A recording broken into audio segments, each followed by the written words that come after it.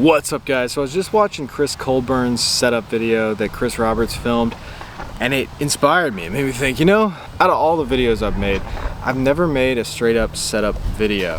So today we're going to talk about my setup. Don't you guys enjoy watching those videos from pros?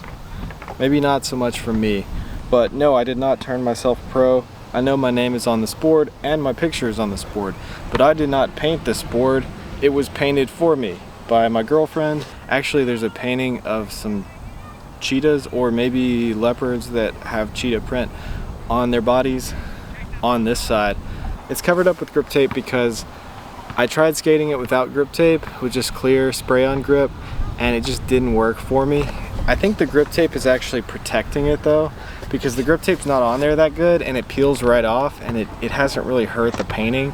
So even if I broke the board or skated it until it was done, I think the painting is probably actually more protected under the grip tape. So this deck was not given to me by the company.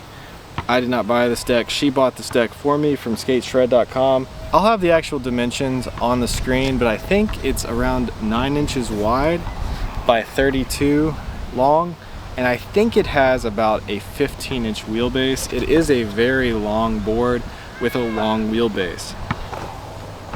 I say that because it does have a pretty long tail, and there's a few fingers of flat before it starts to curve up, probably at least 3 fingers of flat before it starts to curve up. So it's a really mellow tail, and that's what I like the most about this board. That's why I'm skating this board right now, is because it has a really long mellow tail, and that does not hurt me as bad as a steeper tail. I've been having some problems with pronation with my back ankle leaning in on the tail, and it hurts my left knee. So when my left ankle turns in, it causes my left knee to go in, and you'll see that a lot with skateboarders. If you sit there and look at your knees, your front leg will be straighter and your back leg will be a little bit crooked if you've skated for 30 years. So I like the shape of this board. I like the tail. I like how wide it is up here for my front foot to land.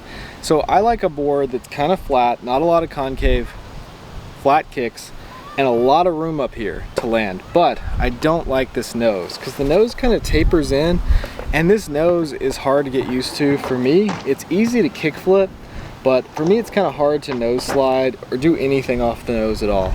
I would rather have a steep nose and kind of a bigger, rounder nose, because right here when I start to do anything off the nose, I get wheel bite or it just flips weird, just because it tapers in, and I'm just not used to that. I'd like to have a really long mellow tail like this, like a welcome tail.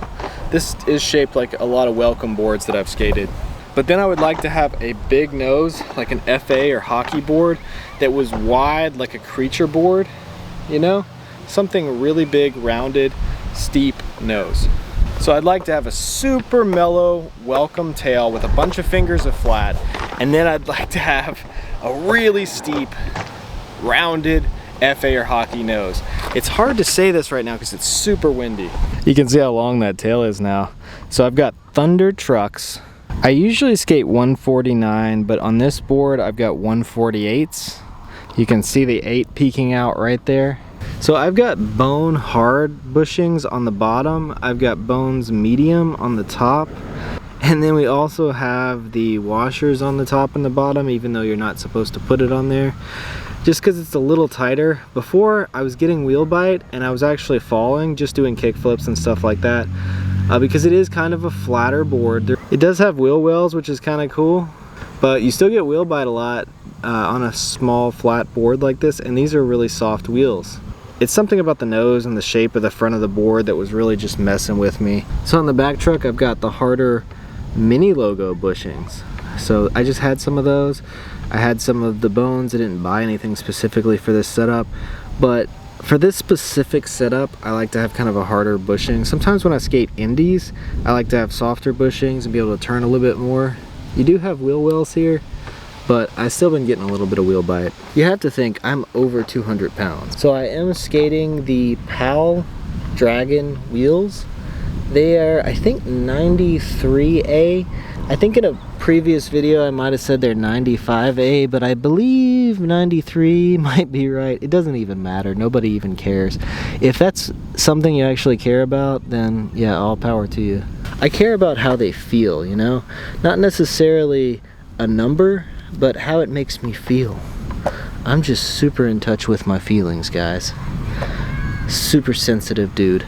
So I think this painting looks super sick. Not just because there's a picture of me on it, but it just looks sick. I really like the grass. Looks really cool. I was thinking this board wouldn't slide at all because of the acrylic paint, but it actually slides pretty good. To me, this board feels really small because it's just a lot smaller than what I'm used to skating. I know 9 might sound big to some people, but I'm a bigger guy, taller, fatter, and I need a little bit bigger setup. I think your setup really affects the kind of skating you end up doing. Like if you end up skating ramps more, or you end up skating flat ground, it definitely has a big effect. I know personally, I used to like the Shallow Grave Zero boards, and I really like the Element Flatlight boards. I feel like I could actually get more pop from a board that was a little bit flatter, just because it seemed to work better for my body type. The spirals you see here is just because this is cheap grip tape. It's not Mob, it's not Jessup.